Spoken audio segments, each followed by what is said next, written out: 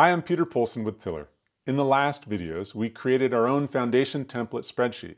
We populated that with all of our transactions from all of our accounts.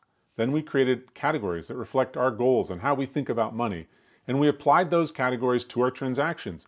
Some of those transactions we categorized manually, and others with AutoCAD. So now we have a month or more of transaction data all categorized. And what does it look like? We're dying to see, what does our spending look like? So our next step is to go over to the monthly budget sheet. Now that I'm on the monthly budget sheet, I can select my month and my year. And once I've chosen those, I can see all my categories here, and I can see the actual spending under the actual column.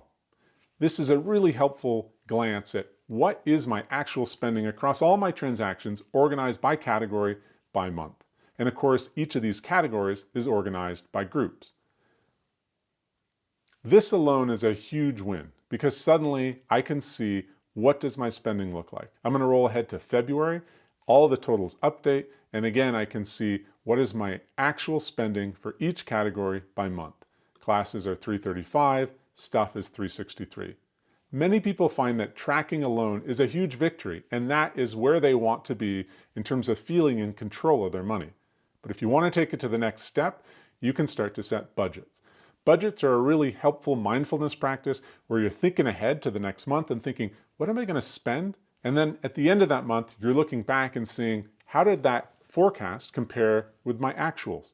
Let's look at how we could set up a quick budget here for the next month. So we have our actual spending here for February. We're going to go over to our category sheet, and this is where we set our budgets. We can set a monthly budget for each category. So for example, what if we wanted to set our phone budget for the month of March? Well, let's go back and look at the monthly budget, and we look for phone, and we can see that in February we spent $85. So I'm going to go back to my category sheet, and for March I'm going to type in $90. That quickly populates across the rest of the year in April, May, June. Each of them reference the prior cell, and each of them are going to borrow that same $90 budget. Well, if I think ahead, I know in April we're going to be traveling internationally, so there's going to be some roaming charges. I'm going to bump that up to 100. And then in May, I'm going to bring that back down to 90. And it carries out 90 for the rest of the year. You can dial in all your budgets by category, by month here, and adjust them as much as you want. If we go to the next category, utilities, and we set that budget, I can keep referring back to the monthly budget sheet, but instead what I'm actually going to do to make this easier, I'm going to open two new sheets. One is my monthly budget sheet, the other is my category sheet. Now I can scroll down and see my monthly budgets, and I can go here. I'm going to drag this slider so that I always see my categories, and then I'm going to scroll over. As I scroll through my monthly budget on the left and I look at my actuals column, I can start to forecast. What do I think my spending is going to be for each of these categories? I'm going to go utilities, restaurants, and start to fill them all in. All right, now I have all my budgets entered for each category.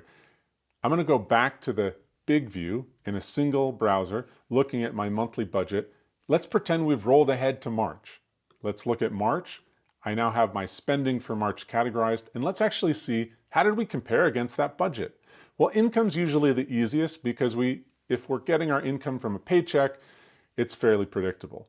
But if we go down to the bills and the discretionary, we can start to see, if we look at gear and clothing, I had a budget of $300. I had spending in March of $274. That left $25 available.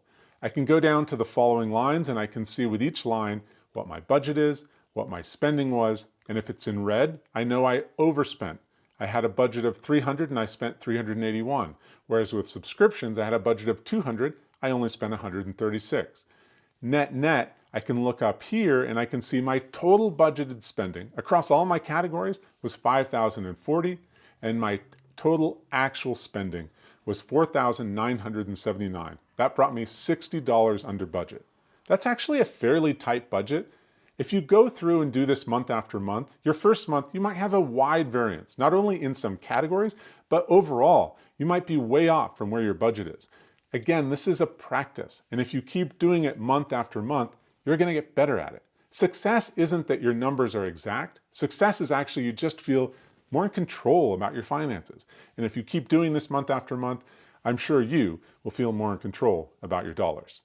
One last thing here, as I look through, I notice a few things that I want to clean up. First of all, I've noticed that utilities is under the living category, and I actually want to bring that up to the bills category. So I'm going to go to my category sheet and I'm going to enter bills here. Now if I go back to my monthly budget, utilities has been brought right up to that bills group section. It's no longer under living. There's also a few categories. There's repairs and there's parking.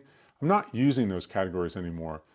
Furthermore, there's freelance. So I'm going to go back to my category sheet and I'm going to delete those categories. I'm going to delete repairs.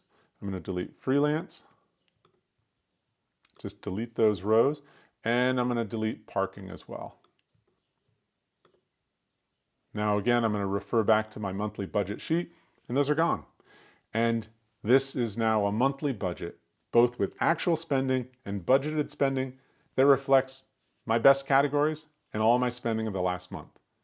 Next up, I'm going to show you how to create some custom reports. We're actually going to create a pivot table as another view into tracking how we're spending, and it's going to show you how to take advantage of some of the capabilities of having all your money in a spreadsheet. I'll see you there. Thanks.